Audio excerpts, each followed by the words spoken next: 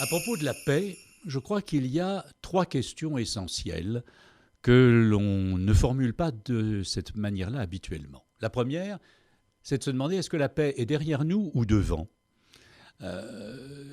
Dire qu'elle est derrière nous, c'est finalement se référer à l'idée d'un âge d'or, d'une sorte d'harmonie originaire qui ensuite se dégrade pour donner un chaos.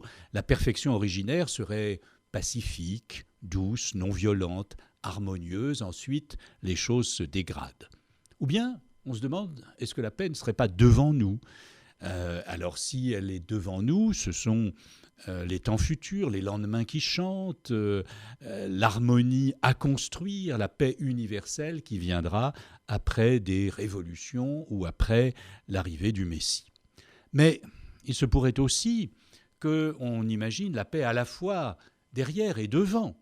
C'est très fréquent. L'origine était pacifique, tout se décale, se dissocie, dysfonctionne et finalement la paix est rétablie. Mais je me demanderais, c'est ma deuxième question, si la paix est seulement quelque chose sans.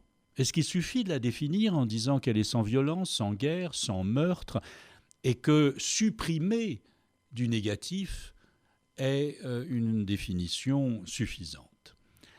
Est-ce qu'il ne faudrait pas penser plutôt la paix comme une affirmation, une construction de la tendresse, du positif, du rire, du calme, de la fécondité, de l'harmonie ?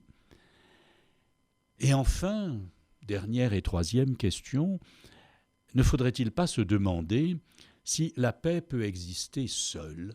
Est-ce qu'elle n'est pas toujours dans l'histoire comme dans la réalité tressée avec la guerre, la violence, les heurts, les conflits ? À ce moment-là, il faudrait admettre que c'est à l'intérieur de toutes ces violences qu'il faut aussi maintenir comme des bulles ou des alvéoles de paix.